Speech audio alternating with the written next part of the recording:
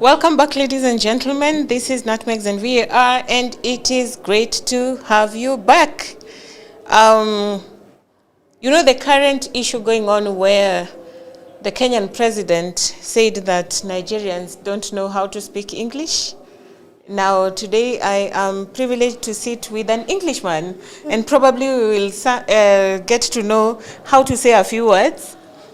Well, Tom, how are you? I'm very well, thank you, Betty. It's good to have you on set. It's good to be here. Yeah. And I think the first correction, because we're just about to go live with Fulham versus Aston Villa. That's right. Did I get that correct? The H is silent, so yes, I believe you did. Fulham. But So initially I said Fulham, and then Tom was like, no, the H is actually silent. Yeah. And I'm like, oh, wow. Why did they have it there in the first place, though? What about West Ham? What's going on there? West Ham, how do we say that? The H It is no longer silent. No, so it doesn't make any sense. So this language is very confusing. Yes. We see an early attack by Fulham, but Aston Villa are able to clear, and now they are. I like the pressure from Fulham earlier on. Yeah. Remember, if you're a Manchester United fan like myself, you want Fulham to win this points. one. Yes. Yeah. Yes. So I think. What's your prediction? This is tough to call. With your head, not your heart. I like that. Well, it's true. I like that because they are teams that are both pretty difficult to predict. Yeah. How they show up. Yes, agreed. But I think Fulham at home might just manage a very slight win. I would, yeah, that would not surprise me. Yeah. Having said that, if we look at form, I don't know the real form, but I think Fulham have been pretty good recently. Yeah. And I think Villa have dipped. They have depth. Okay. That's true. So I would say advantage Fulham, especially with the home advantage. Yes. But I've got a feeling it's going to be a draw. It's going to be a draw. Yeah. Okay. But thank you. All right. Yeah, I could be wrong, but let's see how it goes. We shall see. So what's your prediction? You're predicting a slight win for Fulham, maybe 2-1. You thought 2-1. I think 2-2. Okay. 2-1 to 2. Okay, we'll see. Okay. We'll see how that goes. We'll see how it goes. But this is just first of the matches that are going to happen today. Later on, we have Liverpool taking on Crystal Palace. Yes. How do you feel that one will go? Is that in Anfield? Yes. Okay.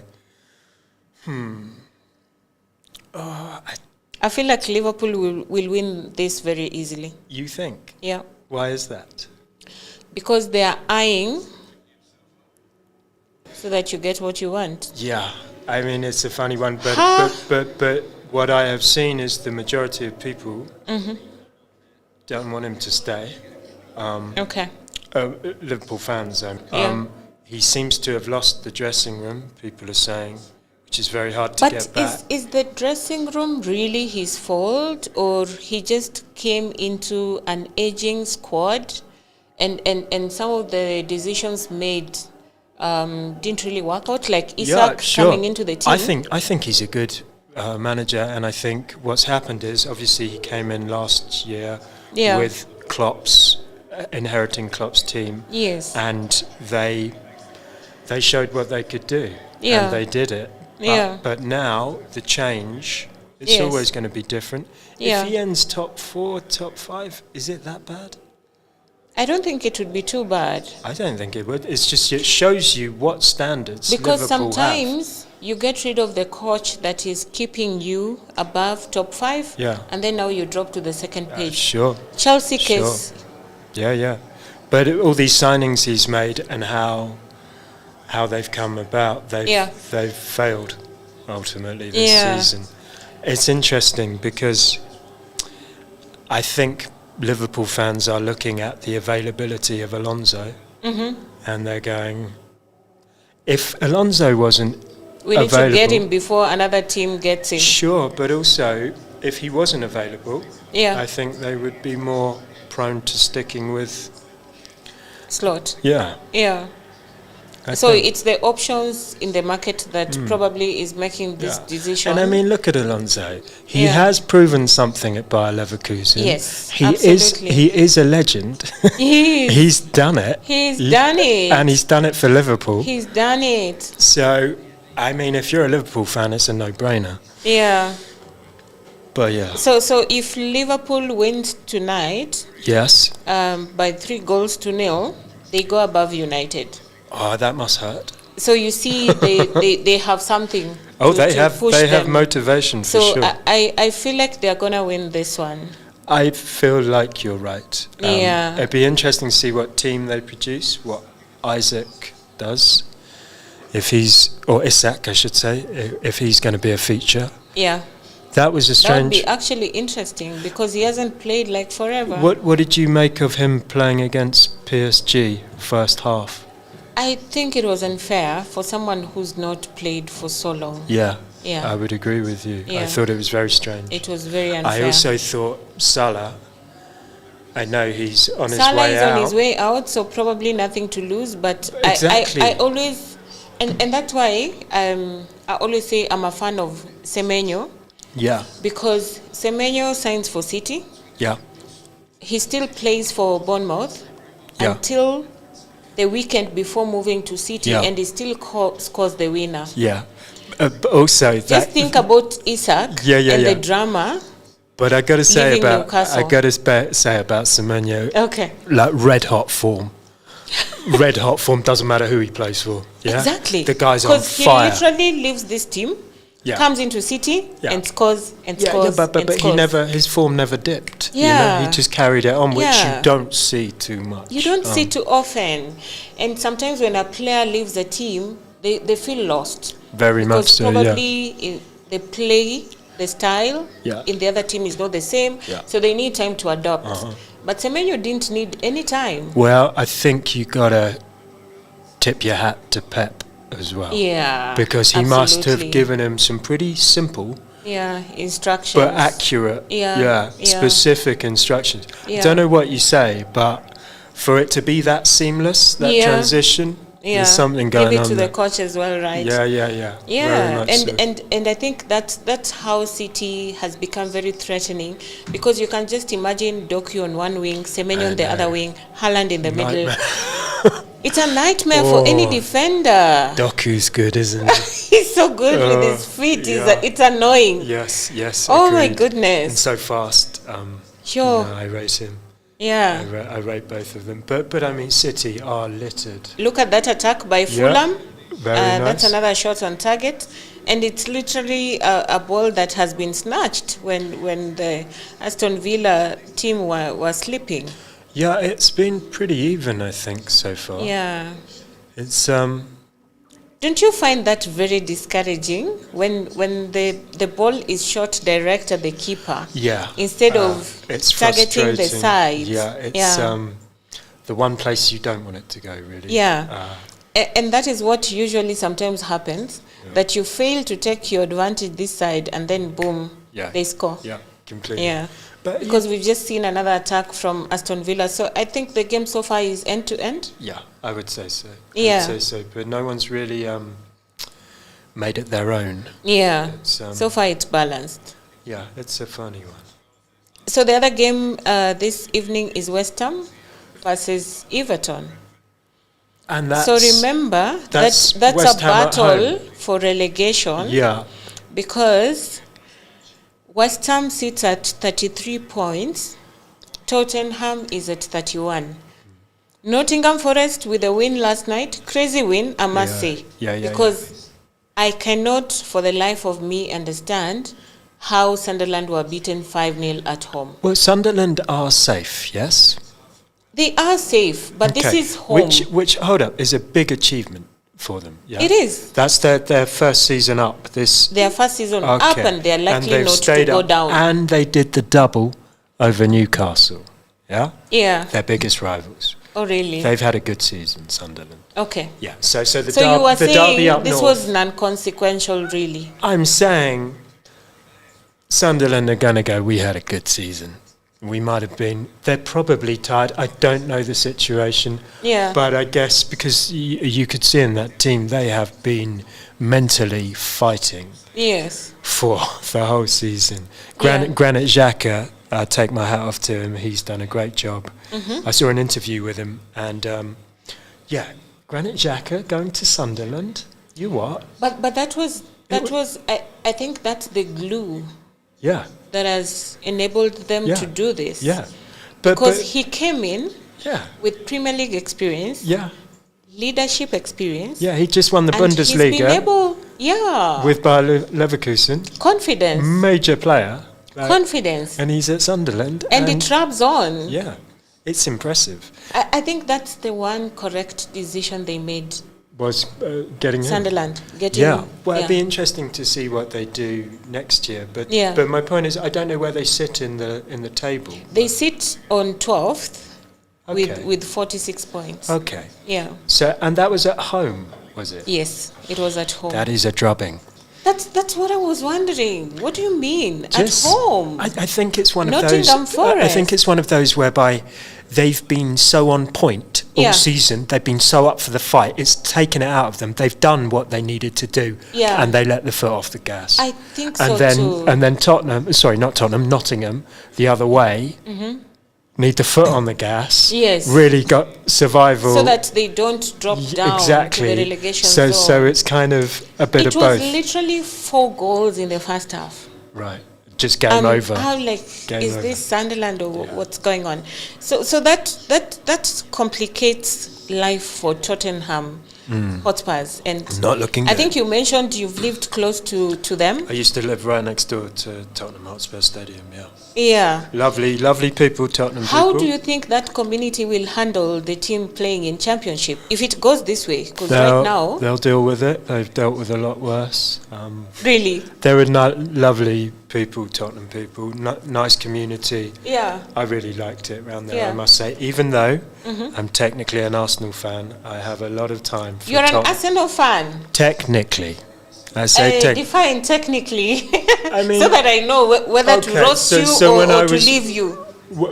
To roast me? Okay. Don't like the sound of that. But growing up, I watched Arsenal, as did most of my friends. And then I started going to matches with friends whose parents had season tickets.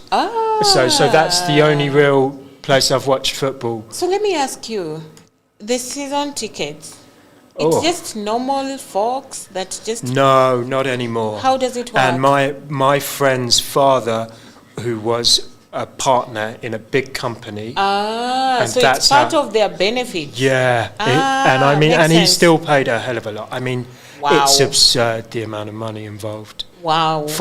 I hate to think, and I can't quote accurately, but it's a significant commitment. I can just imagine.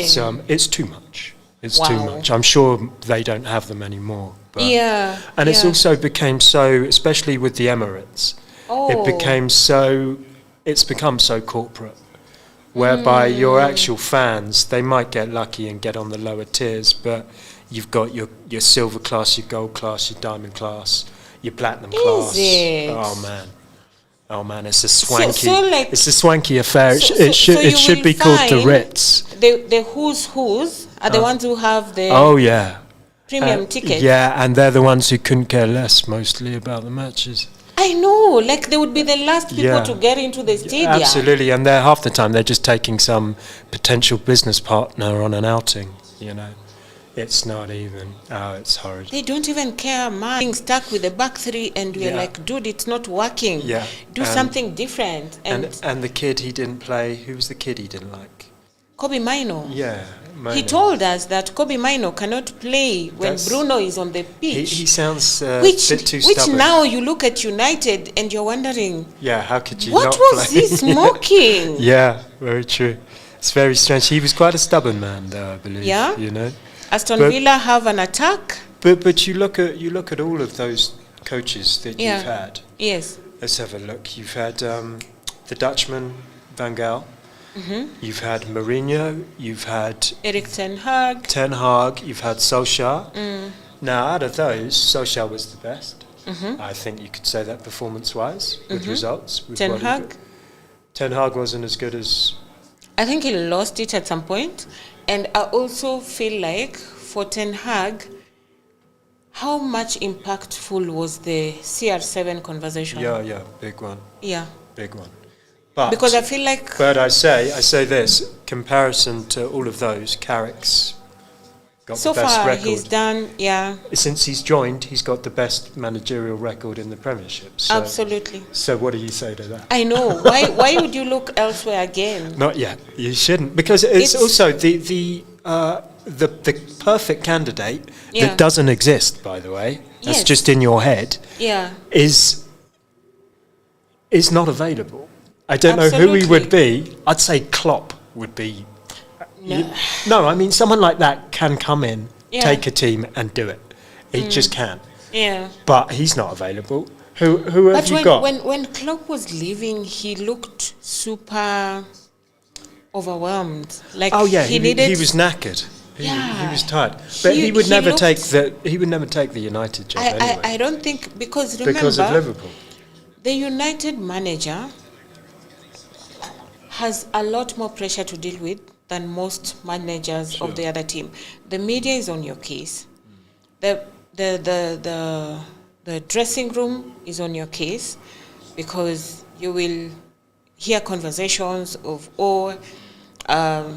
like now when the Chelsea manager has been fired, now we hear conversations about the team concerned about his training methods. They could not understand him. But none of that came out. None of that. They're now saying, he had too many one-on-ones. I'm like, dude is just trying to learn the team. Yeah. How would he know you and understand you and know how to get the best out of you? It's true. You need time for that. But you also need you need to know the culture. Especially if we're going to talk about Man U, they have a very clear identity. And those who want to actually play, I'm talking about players here, want to play for Man U because they're Man U fans. Yeah. They subscribe to that culture, and that culture is key. If you get that culture right, I think everything else follows. Everything else falls in place. Do you think that kind of has a hand in why Carrick came in and they were able to quickly adapt to him? I mean, very much so. Also, the people that, the board that let him in will have taken a look at him and gone, okay, quick fix. I know, right? We need someone right now. He's clearly the man. Very short learning curve, because he knows the club, he understands knows the club, knows how, everything. Yeah. I agree. Yeah. I agree. So, I agree. But that could be the blueprint for further success. So yeah. We shall see. So, back to West Ham versus Everton. Okay. What do I predict? What do you predict? West Ham, all the way. I've got a soft spot for West Ham. And by the way, I don't just have a soft spot for London clubs. It's not just London. Oh, really? Oh, really? Yeah. I do like West Ham. They've shown some mettle, no pun intended, being the Hammers, but but they've shown some mental toughness, the opposite kind of toughness to what I'm seeing at Tottenham. Okay. And I believe they will definitely stay up. Okay. And they're fighters, and they're showing it. And Nuno Espirito Santo, well played, sir. I mean, I liked him even when he was at Wolves. Yeah. He's a threat. He's proven himself time and time again. What happened with him at Nottingham was just wrong. Yeah. By the owner. The owner seems... Yeah, they blame the owner a lot. Well, he seems, what's the word, just impetuous. Yeah. He just quickly was like, we had a few bad results, you've got to go. Yeah, yeah. And that's totally uprooted their season. They would have done a lot better keeping him. But now he's, you can't, the saying, you can't keep a good man down. Yeah. And here he is at West Ham, and he'll do it. I feel sorry for Tottenham because I believe Tottenham are gonna stay down, right? I think so. Do you see what Roy Keane said? Uh-huh. He is adamant that they will stay up. Yeah. How? I don't see that happening as well. I can't see it at all. The only way they stay up is either West Ham or Nottingham Forest going That's down. not going to happen. I don't see those two going down. That's not going to happen. They're on fire. There's also a match, isn't there, between Tottenham and West Ham? Oh, yeah. That's a big one. That will be quite something. I think that's going to be away at Tottenham. Wow. I could be wrong, but yeah, the fixtures, anyway, that's coming. Spurs will be taking on Wolves at the same time. Today. So that should be 3 points. Home, yeah. And they have nothing to lose. Yeah. I don't think it's going to be easy for Spurs. It's one of those, isn't it? They're both awful. Quite frankly. They're both awful. They are. But Wolves will be saying, if we are going down, dude, we are going down together. Oh, yeah, true. True. I mean, I don't know the situation between Wolves and Tottenham there.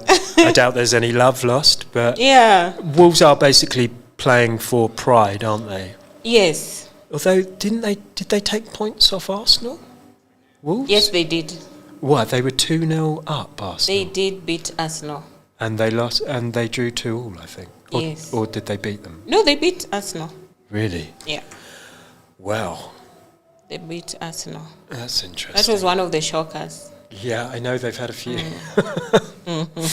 Yeah. And that will be an interesting match. I do believe Tottenham will win that. Oh, you do believe Tottenham will win that? I believe Tottenham will win that, and I believe West Ham will either get a draw, but I think they'll just go on to win it. The first leg, Wolves, Arsenal, they drew 2-2. It was 2-2. And then that was Arsenal the one where Arsenal were 2-0 up. Yeah. And they lost that lead. Yes. That'll lose you the title, that kind of stuff. Yeah. I don't see Spurs winning. If they win, it would be a good surprise for them, for me. I can't remember the last time they won. Yeah. Been a while. And then the last match of the night will be Arsenal taking on Newcastle at Emirates. I think this will be a comfortable win. although, yeah, form-wise, Arsenal aren't showing great form, but they weren't totally toothless against City. I thought they played better than I expected. Yeah. I expected that to be 3-1, not 2-1. But these things, it's not just one thing. Yeah.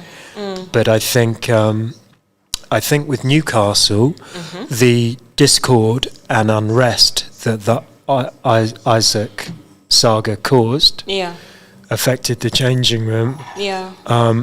I think Howe is a good manager, but I think the players, I don't know what the players are up to, but they don't seem as up for it as they have been. Yeah. Yeah, whereas Bournemouth is just a very well-oiled machine. Yeah. And it just keeps giving. And is it Areola, the manager? Yeah. Now he's going somewhere big, I think. He's left. We don't know where he's going yet.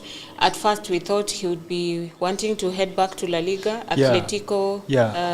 He's gone Athletic Club, but they have a new manager already, so we're still trying to see whether they're headed. I thought he has somewhere.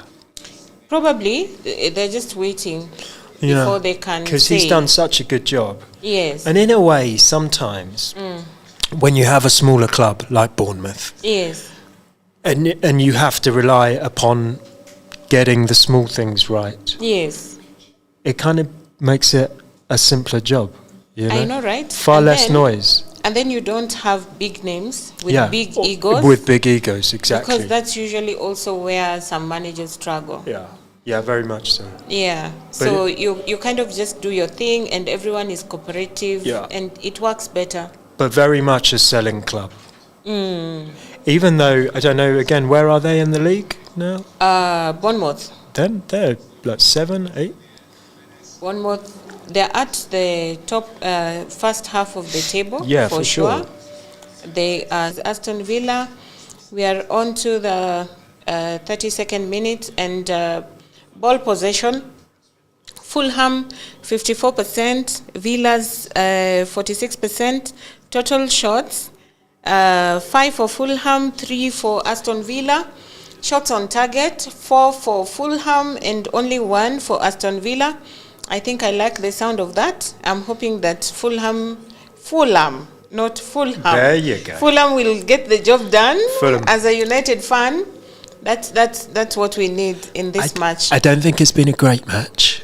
Yeah, it's very boring. It's very dull. It needs a goal in order to wake up. So the time difference with England is 2 hours. So this would be 12:30 kickoff at home. Oh yeah. Which means to get there, you'd have to get up early.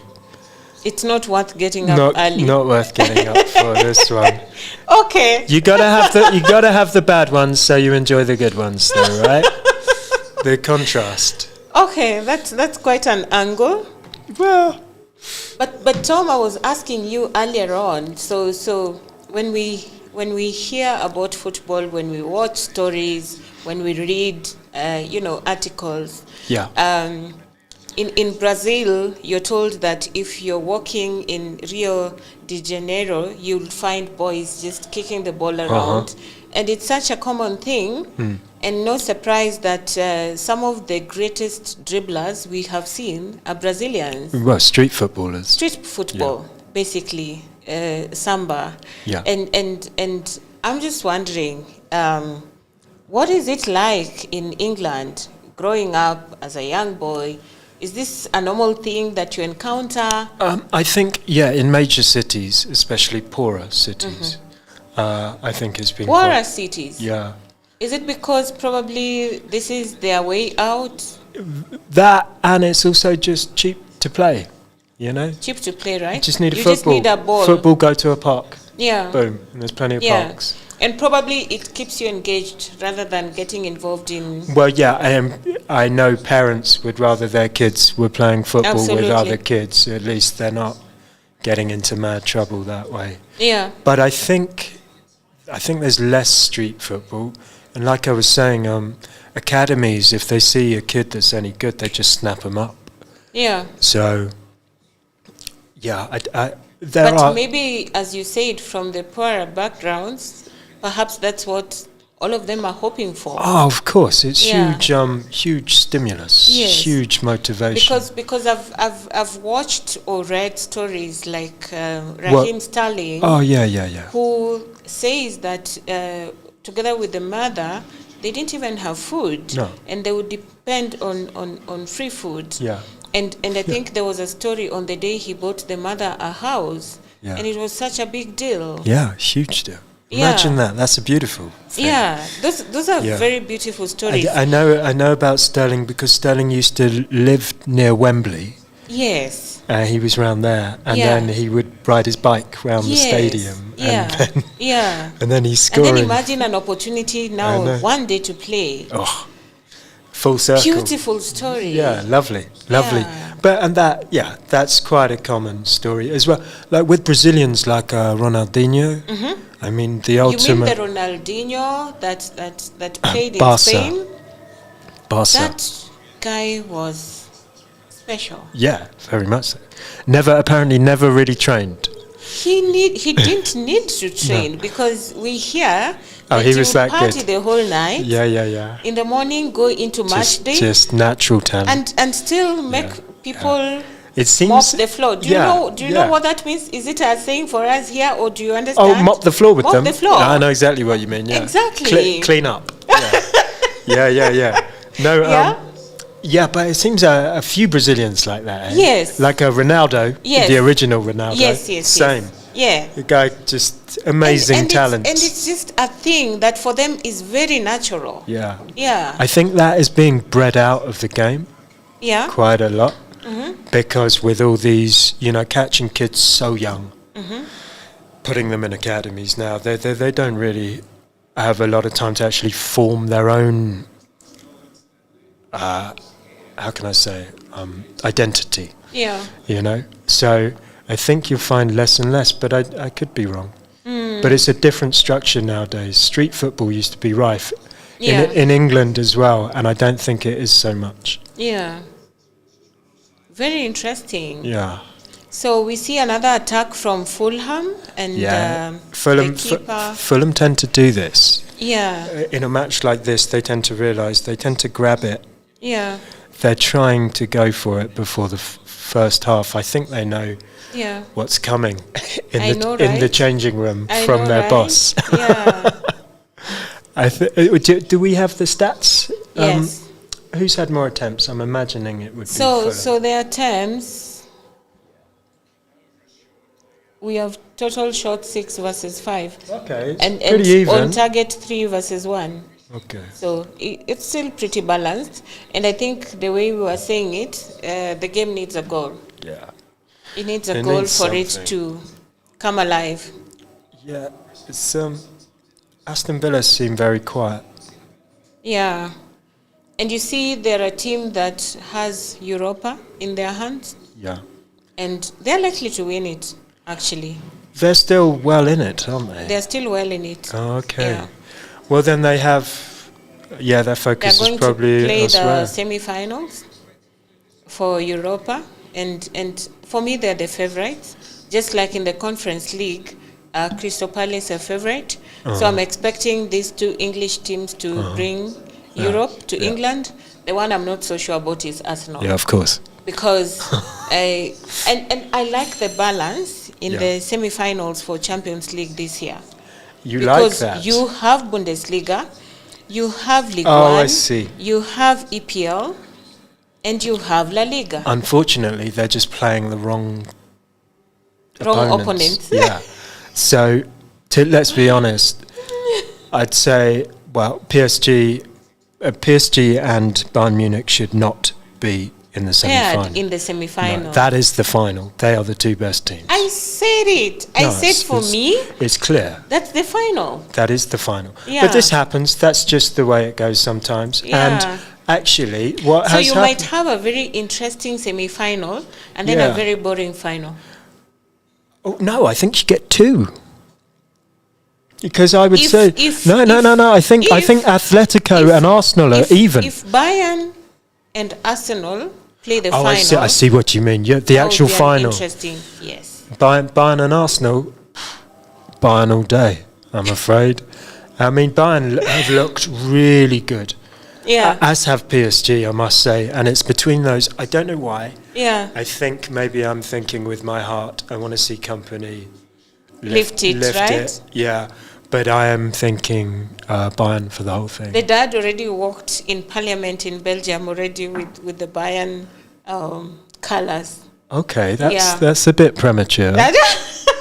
Because of the league, they've already lifted the Bundesliga. That's fine. If he's suggesting that they're gonna, if I was his son, I'd be having words. Dad, what are you doing? I've got enough pressure on me. Are you saying that PSG have an opportunity to eliminate Bayern in the semi-final? Am I saying they do or don't? Are you saying they do? Of course they do. Oh, really? But I don't think they will. Okay. But I know I'm thinking with my heart here. It's 50. With your heart, it's 50-50 for me. But I just want Bayern. And obviously, I love watching Harry do his thing, and he is playing exceptionally well. Do you think he's looking back and he's like, wow, I am so glad I made that decision? Yeah. But I guarantee you Tottenham would not be in this position had he stayed.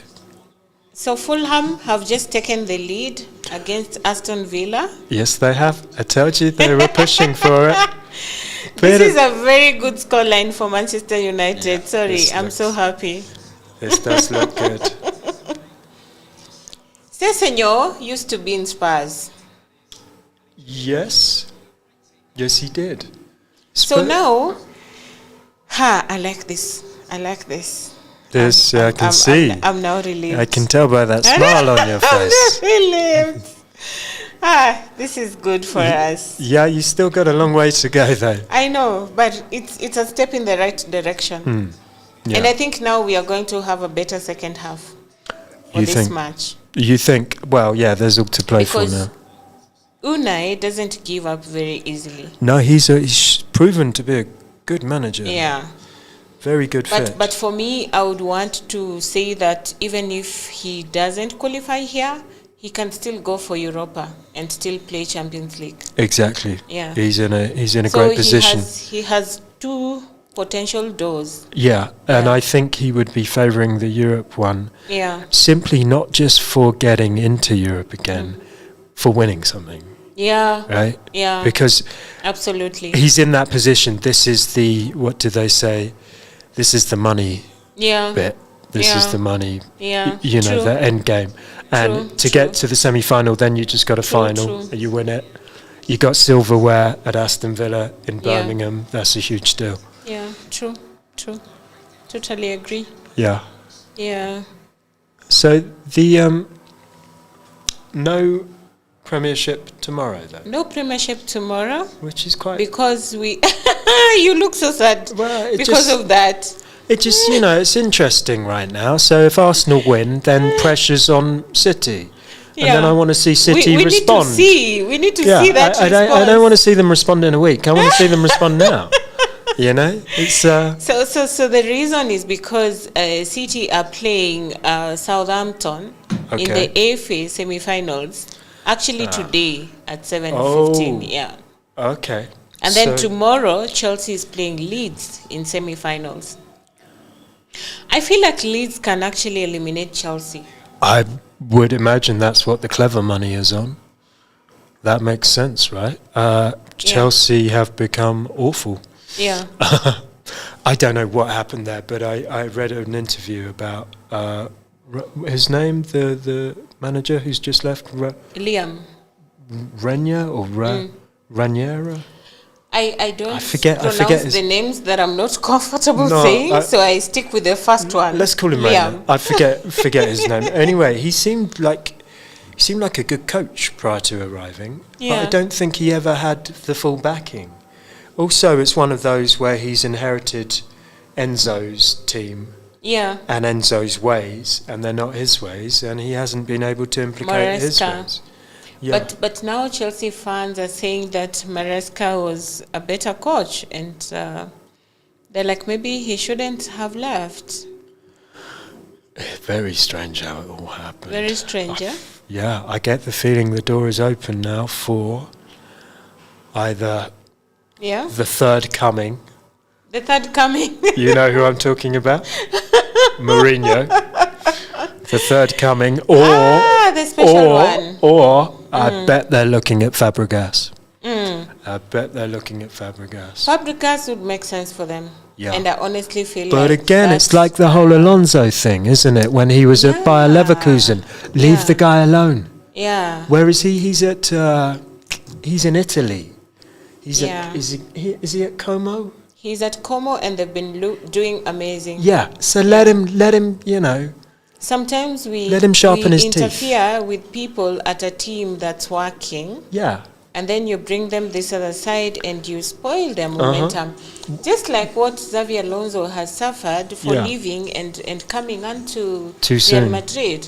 Too soon. Yeah. I also think he walked into a bit of a cauldron at Real Madrid. Yeah, because in Real Madrid there are also issues with the dressing room. I think where, for example, people are wondering, is the manager the one with authority, or does it sit with Mbappe or Vinny Jr.? I heard about this. Did you hear about this when Alonso wanted them to give a guard of honor to Barcelona, and then Mbappe told them, no, get out of there. That's bad. Yeah. Do you see what Zidane said about that? Yeah. So, I mean, and I'm with Zidane, by the way. And for Real Madrid, then you get to ask yourself, is Mbappe good for the team?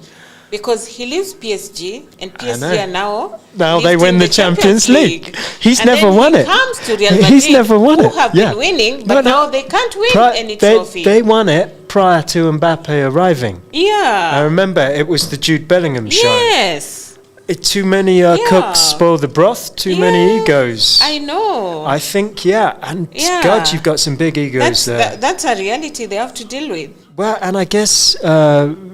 Vinicius Jr. Vinicius. There we go. That one. Vinicius Jr. That's Brazilian. So I can get it. Okay. Well, my mother's Portuguese, so I should be able to get it too, but I didn't. Anyway, he looks like a big ego as well. He is. Yeah, but now Mbappe's come in. And that's why when he suffers racism, and we are not saying racism is okay, it's bad from every angle, but when he suffers racism, then there's a question of why him always? Yeah. Yeah. Yeah, true. So it's a bit, but we've gone to the halftime of this match. Fulham is leading Aston Villa 1-0, and we will take a break, and we will be right back with the second half. So keep it locked, and thank you for watching so far. Thank you. That was enjoyable.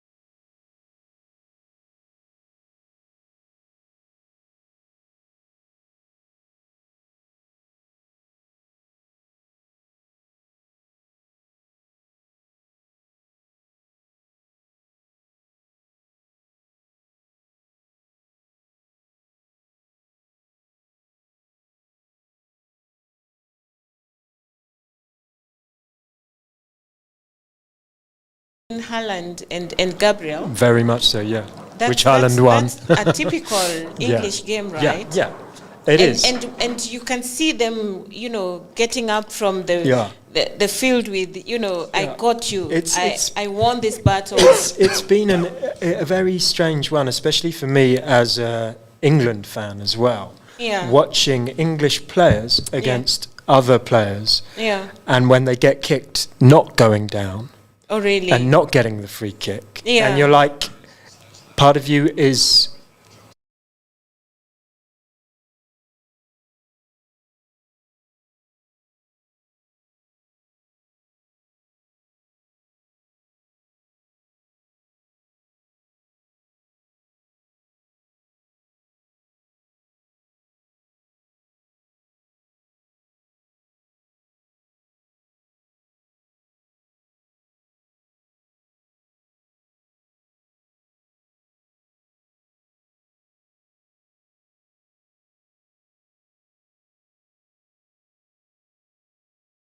myself being proud. Yeah? Which is very counterintuitive for an Englishman. He dived, which is ultimately cheating. He got the penalty. They would have done exactly the same, especially Argentina. And we scored the goal and we won the game. And I felt proud. Oh, my goodness. And I was like, it's about time. What you're saying is that sometimes the players actually play the ref.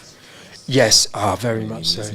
Like, look at Rooney. Do you remember how strong he was on his feet? Yeah. He didn't go down. Yeah. He should have a lot of the time. Yeah. But he didn't. It wasn't his way. And he could have gotten a lot more penalties or fouls It's or not free the kicks. English way, but it's becoming that way now. The younger generation do. The team that has potential of being relegated, Tottenham Hotspurs, I feel like they played a lot with the referee. There's a game I would never forget where Anthony Martial got a red card. Yeah. He literally did nothing. Okay. Like literally, and I think it was Son, those days when Son was in the team and still Harry Kane was playing for Spurs. Yeah. And it was one of those very annoying cards because, this guy played the ref. Yeah. And the ref actually fell for it. Yeah. And so you kind of feel like, and this show is called Nutmegs and VAR, because of the big deal that VAR is today. Yeah, sure. But the question we keep asking ourselves is, has VAR gotten us the output that we wanted it to get us? No. Because sometimes I'm watching the game and I'm like, wait, that's a wrong decision. Yeah. And I'm waiting for VAR to get it right, and they still fail at it. Do you see what they're doing in Canada, in the Canadian League? What are they doing? I only discovered this the other day. Canadian League, they're testing. No, nor have I. Okay. But they are testing rules out there. Okay. So they've got the daylight rule. Do you know the daylight rule? Daylight? So it's the offside rule. But if you can't see clear daylight between the two players, he's onside. Which really encourages more goals. Okay. And it's an easier thing to invigilate, to referee. Okay. It makes utter sense. Okay. I saw the first... So when you're not sure, he's onside. Yeah, basically. But say you're the last defender and I go behind you on your shoulder, but you can't see daylight between us two. I'm onside. So it will be ruled onside. And it gives a bit of an advantage to the attacker, for sure. But what do we want to see? Goals. I know. But if your team is the one losing, at that point you feel like, no, that's not what I want to see. But it will all even itself out. Yeah. I think it's actually potentially... I think we might want to go back a bit on the offside rule. Make it simpler and more basic. And just... Do you feel like sometimes even when they draw the line, they draw it to the decision they want to give? I think that's an optical illusion. I could be wrong. But that you could as well ask me, do you think sometimes the line's not where you want it to be? Sometimes I feel like it's not even straight. Like you have to kind of... No, I do think it is. But it's a real... Oh, I mean, you're splitting hairs, aren't you? I mean, it's so tedious and long what they have to do, and then you're talking 5 minutes. Yeah. The momentum of the game. The momentum is killed. And when a guy scores, he can't celebrate. He can't celebrate because he's still looking. Yeah, because he looks like an idiot when he finds out, you know. And even if the goal is given, they're already just like, okay. Yeah. Let's now move on. Clear and obvious. Yeah. Clear and obvious. Yeah. That's what they say with VAR. That's what they say. So that it has to be a clear and obvious error. Yeah, it needs to take a step back. And it needs to not be as prevalent. I think it's one of those statements that now make it very subjective. Because at the end of the day, I need to first respond to the question, is it a clear and obvious error? For me to be able to call the center referee to attention. Yeah. And that then becomes subjective to the person in that box. True. Yeah. True. But I don't envy their job, I must say. But not really. There is definitely a way of doing it better. I'll tell you that. And this isn't it. But you know, these things, they take time to work it out. But I do think in case of VAR, less is more. Less is more. So basically, what you want VAR for is so that a real fundamental mistake is avoided. Yes. But that's all. Not a little mistake. It hasn't happened that way. No. I don't think VAR has really achieved its target. No, also handball now. I mean, God, that's difficult. Some of them. Because there's a time they were saying, as long as it's a in a handball, natural, it doesn't matter whether it was hand to ball and vice versa. Yeah. And then some referee will say, but how was he supposed to avoid that? Yeah, exactly. So I'm like, so now you are applying reason again, right? Yeah. So there's a bit of a lack of inconsistencies. It's off. I think the charge. Yeah. So it's very difficult to keep up. Yeah, it is. And to be consistent. Yeah? Yeah, I agree. But I think, you know, some situations whereby a guy's next to a guy point blank and he's just hammered the ball and it's happened to have hit his hand. Yes.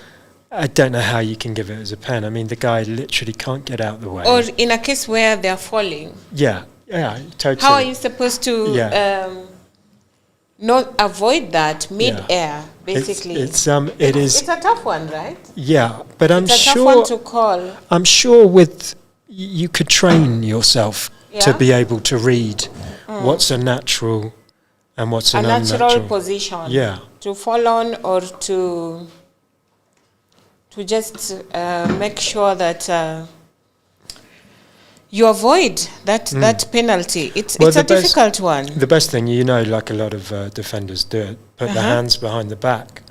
They do, but at that point you're limited in how much you can run, really. Yeah, true, but that's very limiting. Kind of when it's the last. When you're defending, when you're already in position. But when you're running with your hands, you can't be doing that. It's a very difficult motion to make. Yeah, very true. Very true.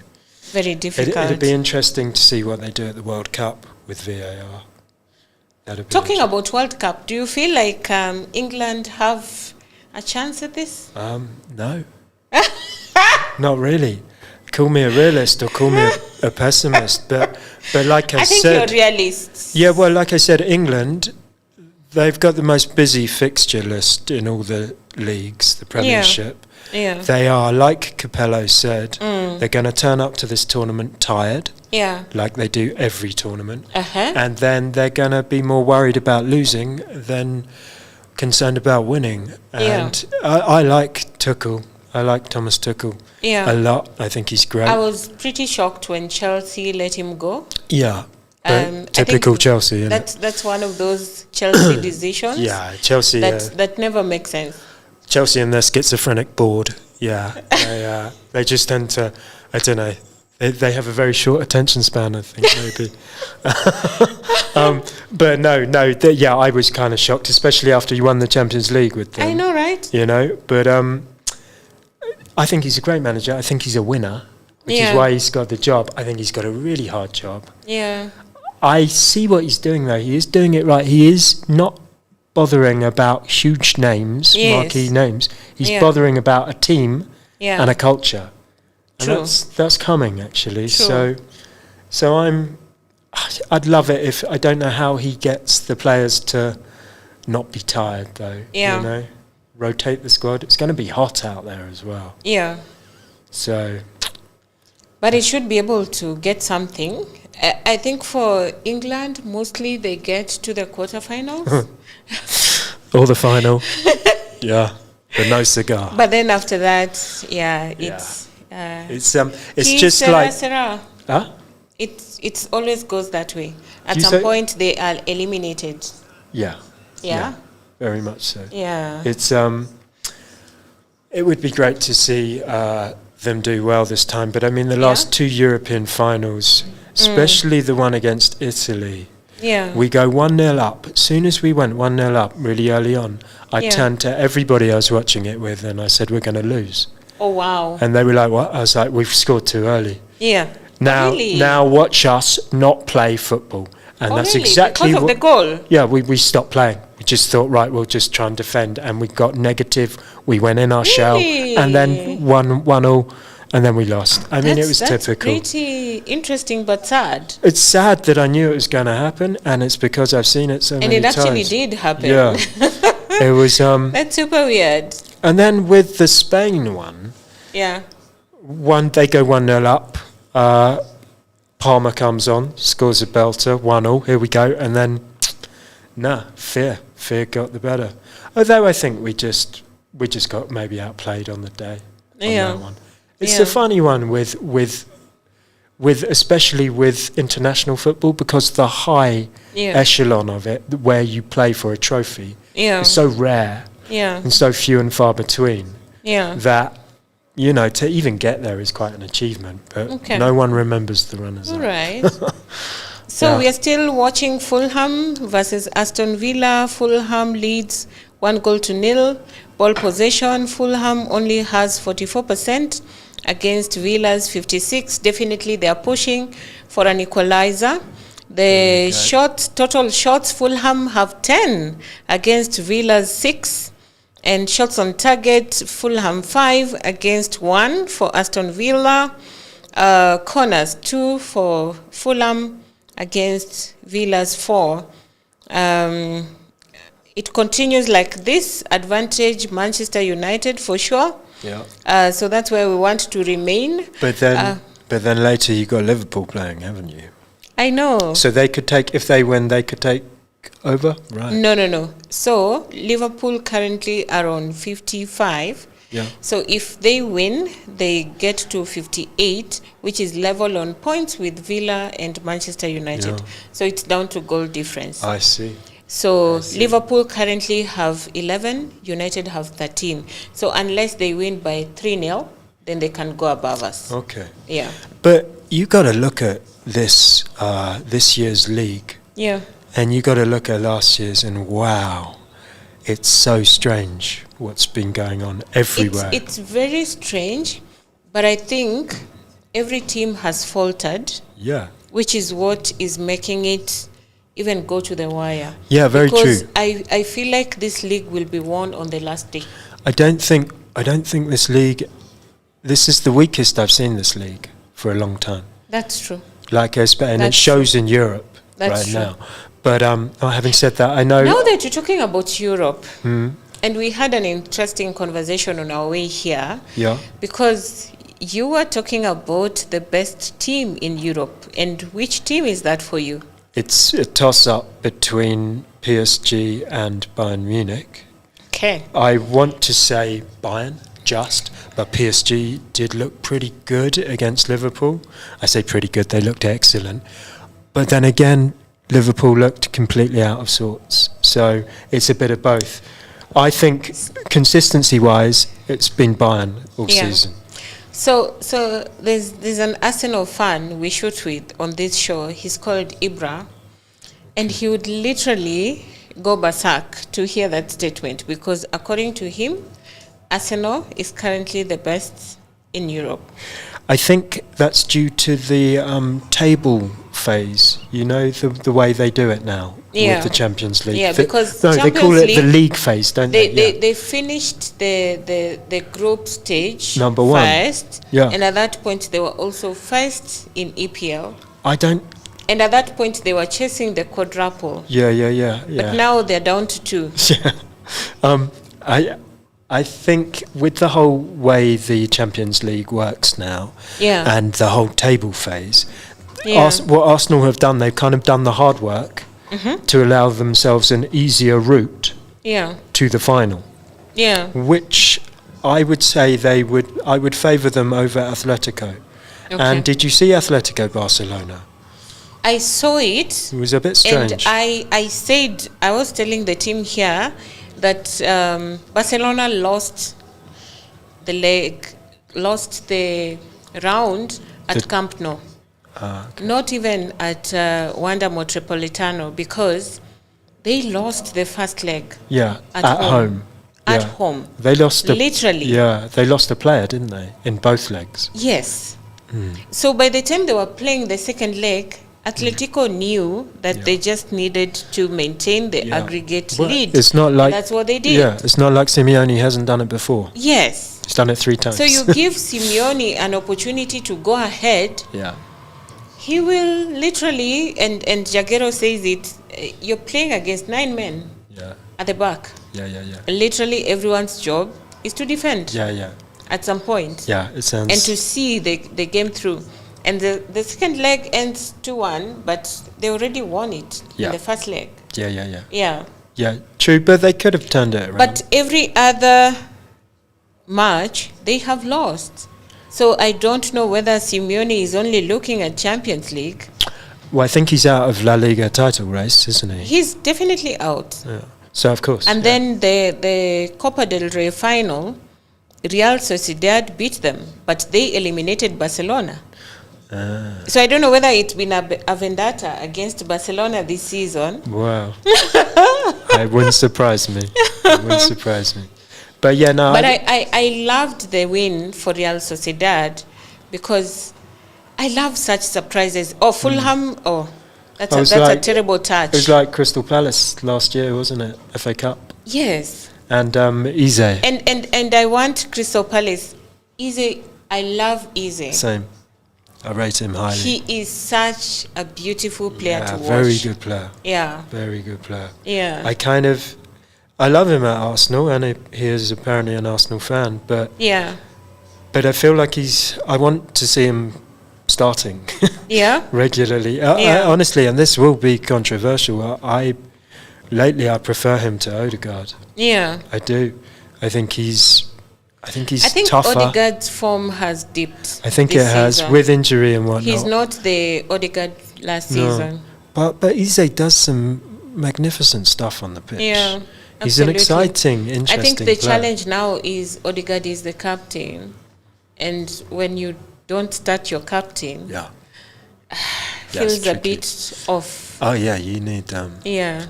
Yeah, it'd be interesting to see what happens there. But he's a great player. I enjoy watching him. Yeah. Interesting. So Aston Villa is making a change. We see the guy is South African, I think. I'm trying to get his name. Which the one coming in for Sancho is also. Sancho's there. Yeah. Sancho, that has been a painful. A painful story. An expensive one. A painful, expensive story. How not to do business. Getting him, oh my goodness. I see you're injecting. Yeah, I've got to. How not to do business. It's true though. That's so true. But that's just one of them at Manchester. Yeah. They've done some terrible business. We've got it wrong in so many areas. But you're getting it right now. Starting with Paul Pogba. Oh God, yeah. Yeah, good example. Bringing him back was just the worst decision ever. Yeah. Dude was always injured. Yeah. And then when we are playing some small team, he comes, shows up, and then disappears. Yeah. For the rest of the season. Yeah, it was painful. Yeah. Sancho's has been painful. Yeah. He's going back to Dortmund, hopefully. He was playing for Dortmund while we are paying part of his salary. That's right. Yeah. Yeah. Interesting very one. huge I tell ego. Tell you the interesting one. I people have forgotten about those. Is Rashford. See, he's still a Man U player. He is a Man U player, and he's playing well in La Liga, and Carrick is a big fan of his, huh?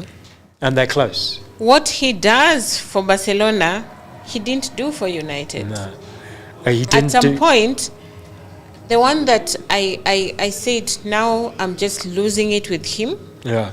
He doesn't show up for training. Yeah. And then the next thing, photos show up that he was at a club partying. Yeah.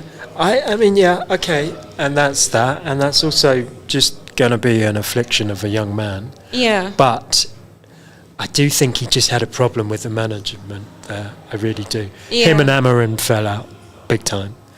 And, you see, and that's after Hague, isn't it? So this is one of those stories that end up so bad, but there was a beautiful story in there. Because he's one of those that as a young boy, the mother would bring him to training. That's right. And these are beautiful stories. The things that he was doing with feeding the children program. Yeah. And that's also part of how he grew up and knowing how important that is. Yeah. So you want such a player to do well on the pitch as he's doing well off the pitch. Of course. But you wonder whether the accolades off the pitch kind of got to him. I think with Rashford, I think Marcus Rashford is a very nice, decent young man at heart. I think there were some bad people around him. Yeah. I also think the girlfriend? I don't know about the girlfriend, but sometimes we saw stories about when they were having issues, and those would show on the pitch. I can't comment because I don't know about the girlfriend, but in my experience, it's very easy to blame the girlfriend. Very easy, right? Yeah, easy target that. Yeah. But I don't know who his advisors are. Yeah. But people are blowing smoke in his ear. Yeah. You know, saying, "Oh, you shouldn't take that. You should." You're bigger than that. Yeah, exactly. And no one's bigger than the club. Yeah. But no one's bigger than the club. Yeah. But also now, am I right in thinking that Rashford came up through Ferguson? Yes. Did he win the Premier League with Ferguson? No. He did. Was he there during that time already? I think he may have been. I thought he was still in the academy. I think he may have played. I'm not sure, but he was one of Ferguson's up-and-comers. Okay. I can't be sure. Oh, yeah, when the academy kids were being given chances with the first team. My point is, with the right coach, you get the best out of Marcus. And I think he's just had two of the wrong coaches, Hague and Amarin. So do you think that he would work with Carrick? Absolutely. He doesn't want to come back to United, and he's made that very clear. He hasn't. And he is fighting at Barcelona, but the current conversation says that they are not interested to pursue that. Okay.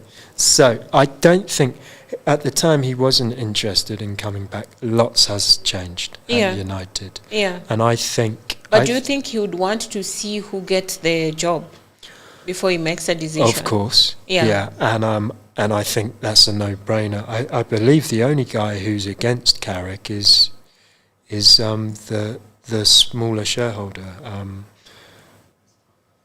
Radcliffe. Because he says that it is said, I don't know how true it is, he's not big that enough. he likes coaches that are bolder. Bolder. Carrick is a good guy. Yeah, well, look what his... Where has that gotten us? Exactly anyway? that. What a load of nonsense. Yeah. What you want is a guy who knows the club, knows the players. He's clearly a really good man manager. Yeah. Tactically, I'm sure he'll just get better. I'm not saying he's bad tactically at all. Yeah. But, I mean, in fact, he's been great tactically. Yeah. So... Absolutely. But I do still think like he can do a lot more with that team. Yeah. He could get a lot more out of them. Yeah. I know they're winning 1-0, and that is the same as winning 2-3-0. Yeah. But there's 4-5-0 in that team. Yes. You know? Yeah. There's some exciting football there, and they're just beginning to get a backbone of die-hard players. Yes. You know? Which is what you want. You want people who... The two... Cunha... Yeah. Great player. Yes. He's done well. There's a few. Mateus Cunha has done well. He's done good. I feel like Mbemo puts good pressure up front. These two specifically. Ahmad's form dipped a bit. Yeah. I don't know what's happening there, but now he's extended his contract. I don't know. He's a young guy. And then Sesko, for me, Sesko is not a starter. He's a super sub. Still don't really have that striker, do you? Yeah. And we are still struggling in that. Yeah. A proper number 9. Yeah. Yeah. Yeah. I mean, they're hard to get right now. They're very hard to get. I mean, any good player is super hard to get right now. But I mean, like a striker like that, like a Harry Kane. Yeah. There's only one Harry Kane right now. I know, really. right? I can't really think of. I mean, you've got Mbappe, but Mbappe, for me, he's not a number 9. He's not. No. He's more move with the ball. Yeah. So he's more a 10 for me. Yeah. Yeah. Kind of like a CR7. Yes. Yeah. Yeah. I see. You don't place him right. No. Yeah. It's I think that might be part of Real's problem. Yeah. Is where to play that guy. True. Yeah. Yeah. But you shouldn't feel sorry for Real Madrid ever. No, you shouldn't. They've done well enough. I have a soft spot for Real Madrid. Oh, of course. Yeah. You look at the teams they produce. Because when they are playing, they really do play good football. Yeah, they do. They're beautiful to watch. Yeah. True. I love that for them. I've been enjoying Barcelona getting better again as well. All right. Just because. Are you a fan of Yamal? I think you have to be, don't you? He's an exceptional kid. I feel like he's one of those players that can go two ways. Yeah. Either the fame gets to his head or he really turns out to be a good one. Yeah, I mean, it again depends on who's around him. He does sound fairly grounded. Mm-hmm. He's a young Muslim boy, isn't he? Yeah. He's, but he sounds I pretty... do not like the fact that already he has conversations about women a lot. Yeah. I think that sometimes doesn't go well for these players. I haven't heard about that, but no, that wouldn't... There's a lot of talk really? about relations around him. So okay. For me, those are the things that sometimes kill a talent very early. How many times have you seen it? I mean, it's the oldest story there is. Oh, he's the next best thing. No, he's not. I don't see him like that, though. I see him as a great talent. But not to the level of Messi. I mean, look at his numbers. Abraham hit the ball over the bar for... Abraham used to be in Chelsea and then went to Italy, and now he's back at Villa. Okay. And he's a pretty strong attacker. Yeah, but he can move with the ball. Yeah. He got right under that one though, didn't he? Yeah. Yeah. Never mind. Yeah. And you can see the frustration for Unai Emery, who thought that's finally an equalizer. Because when you have 7 minutes left on the clock, you're kind of thinking, we need to get this equalizer now. Yeah. Pressure's on now. It's very high pressure. They have really stepped up. They have. And I think even when we look at the stats now, it will continue to favor Villa. Because ball possession is now at 57%. So they're really pushing. Of course, Fulham trying to hold on to, and those are delay tactics. Absolutely, but nowadays they just make the match 7 minutes longer. They will just add 10 minutes. I don't understand it. I would love it if that all got cut out. Yeah. Just the nonsense, time wasting, gamesmanship. Yeah. Oh, like you just fell down. Oh, he touched my face. I know, right? Now I've been shot. Yeah, it's or they pulled my hair, like the red card for Licha. And then the next game for Brentford, hair is pulled, but there's no red card. Yeah. I'm like, come on, guys. It's pretty... Can we just find something that is consistent? It's pretty embarrassing. It's pretty embarrassing to watch. Yeah. It's crazy. Yeah. It's crazy. Neymar was exceptionally bad at it. Neymar? Just rolling and rolling and rolling. He would roll until you're like, the rolling is what's really hurting you. No. It wasn't. Yeah. But it's just unnatural to roll that much. It's it's so unnatural. You have to actually roll. Well, unless he was very, very thin. It could have been the wind. You never know. The wind now making. Ouch. Yeah. Well, you had so many memes about it, didn't you? Oh, really? Yeah. Oh my goodness. But it seems that like now the Villa players just keep hitting the ball. Yeah. Out, in hope. Out. Yeah. Hit and hope. And sometimes I think that's what desperation does. That everyone is just trying to have a go. It's horrid though, isn't it? Yeah. Like when you're watching your team and it's close to the end. Yeah. And they keep getting close to the goal, but they can't get very close to the goal. And they can't get a clear shot. Nothing keeps going into the net. Everything goes either outside or... Yeah. I hate that. Yeah. I hate that. It's yeah. Oh, nice bit of skill. Nice play. That's being selfish now. Yeah. He should have passed the ball. Yeah. But they're a good little team, Fulham. They are. And especially when they're playing at home, they're not an easy team to beat. No. Yeah. No, at the Cottage. Oh, wow. That's a nutmeg now. Yeah. And remember, this show is called Nutmegs and VAR. So we've just watched a very beautiful nutmeg. Yeah. Yeah. So Arsenal, Newcastle. Newcastle. They're all interesting matches. The whole thing now is interesting. Actually, maybe that's the one to watch later. Oh, yeah, I would say so. Yeah. I mean, as opposed to City. Southampton. Nah, that's not going to be nothing much in there, but this one will be quite interesting.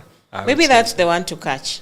Because it's coming at 7:30. City looking good. Yeah, City are going to beat them. They're going to go into the final. Oh, you think? Yeah. Oh, Southampton today, yeah. Yes. But who do you think is going to win the league? I'm still putting my money on City. Okay. Because there's just a way City finish strong. Sure. Always. Sure.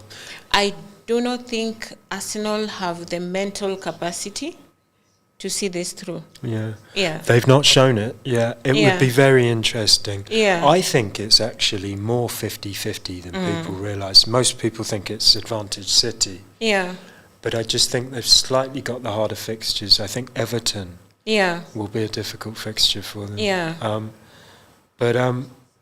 Yeah, there's a lot going on. I mean, Arsenal really have not shown in recent times much that to they give can you. see things through. Yeah. And they never actually have. So, I mean, they have 20 years ago, but not in these last few seasons. Not in the last 2 decades. No, it's still. But even let's say Arsenal lose. Yeah.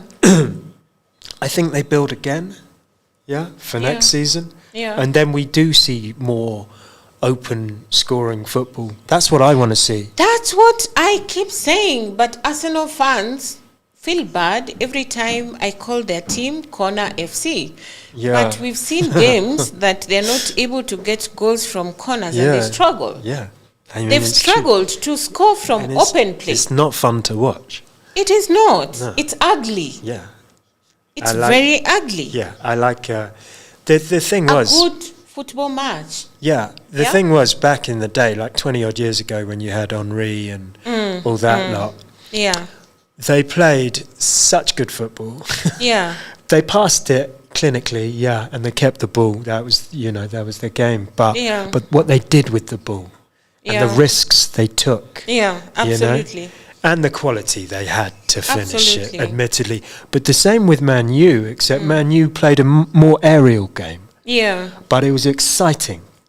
But I guess it was about playing to your advantage. Because when you have taller people, True. you want to give them those opportunities to head the ball home. Oh, yeah, there's that. But there's also, imagine if you got Beckham, who can put it on a penny, right? And then you get Van Nistelrooy. You just needed to get a foul. Yeah.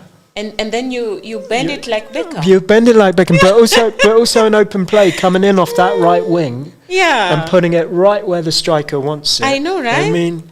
And then you had a CR7. Yeah, exactly. You had a few. I mean. You had a CR7. You had a Patrice Evra. Anna Rooney comes along. Those days, it was beautiful. It was. It's great football. Yeah. Was what it was. It was exciting to watch. And even if you were not a Manchester United fan, that's what I mean. Universally, enjoy watching football. But you could say that, and I personally, yes, my affiliations are mostly with Arsenal. Yeah. Do I lose sleep when they lose? No. Yeah. I'm okay. I get on with my day. But I've loved watching them. I've loved watching City recently. Yeah. Because of the quality of football has been amazing. Absolutely. Barcelona, when Messi was there, wow. But these are just, you don't see this too often. PSG and Bayern right now, they're playing that kind of stuff. They're playing that kind of stuff. Man, Bayern Munich right now is a beauty to watch. Yeah. Absolutely. They free flowing. Yeah. They flow. Right? Michael Olise, absolute gem. Yeah. You don't even need Hurricane to be the one scoring. He can create. It's one of those teams, you know. But it's one of those. They change roles. Yeah, but it's a bit like City do it, you know. Yeah. And you remember City a while back didn't have a striker for ages. They didn't play with a striker. And they're winning 4-0. I know, right? You know, it's all got to fill in. And then teams that insist on having a number 9 struggle. Yeah. Like Chelsea. Yeah. You have a number 9 in Dilap, but nothing comes out of it. Don't really rate him. Very interesting. Chelsea are funny. What's going on there? You got a very young team. Yeah. And I don't think they got behind their manager. Yeah. I don't think they bought into. But do they ever? Because I feel you put someone like Ferguson in there, yeah. No, yeah, they for do. Chelsea board. Well, I feel like no, I'm talking Chelsea players. Oh, okay. Chelsea players. To get behind the manager. Yeah. Okay. I think they knew that this guy was unproven. Yeah. And they didn't have to commit. I thought. They were just like, okay, you've come. Let's see how long you stay. Now I love Cole Palmer. I think he's a generational talent. But wait a minute. Cole Palmer only gets a hat-trick against Port Vale, and then against the Big Six, he disappears every time. Oh yeah. I mean, this season I would say but what he's shown, potentially, is amazing. I really do rate him as a potential. But I think he's been kind of spoiled at Chelsea. And I think he does what he wants a bit too much. Yeah. So we are back to the ego discussion. And I think that whole team. I look at Enzo, what's he called, the player? Young Argentinian player. Young Estevo. No. His first name Enzo. I want to say Enzo Ferrari, but it's not. Enzo Fernandez. Fernandez, yes. Yes. Fernandez, I reckon he again is not. I think he does what he wants. You see the comments he made. Because he said he prefers to be in Madrid. Yeah. Yeah. That's rude. Yeah. You don't say that. And I think that cost him a few games. And then I heard that he had to apologize. Yeah. I also think he's quite overrated, personally. I don't think he's that great. You've seen that meme that when you have a Fernandez, better have Bruno, not Enzo. Oh, all right, okay. Yeah. I like that. Yeah. And then you got Garnacho, who's gone there. Garnacho. And good riddance, yeah? The things we say at United are the things that are happening at Chelsea. Ego again, yeah? Ego. Massive. And you're young, you need to be someone who can take correction and make your game better. Exactly that. You have a long way to go. Yeah. But I don't know where you get all that pride, yet every time you have the ball, you either waste it, you're super selfish, you can't go anywhere like that. Every now and then you'll score a screamer, but it's every now and then. He's not consistent. It's not consistent. He's not a team player. Fulham, Aston Villa just comes to an end. Fulham with a win, 1-0, and that's a very good result. So you were right. I was wrong. Oh yeah. Yeah. I'm making a habit of this. Okay.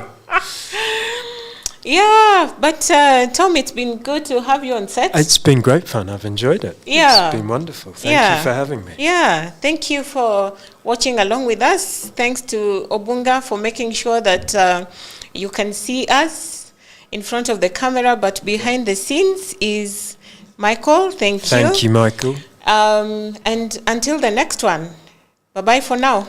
Bye-bye.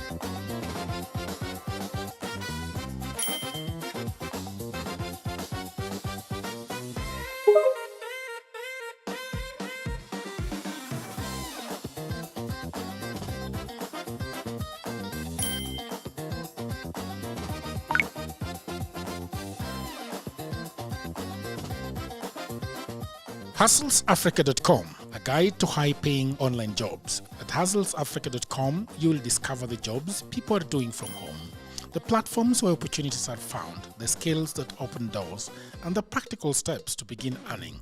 Go to HustlesAfrica.com today.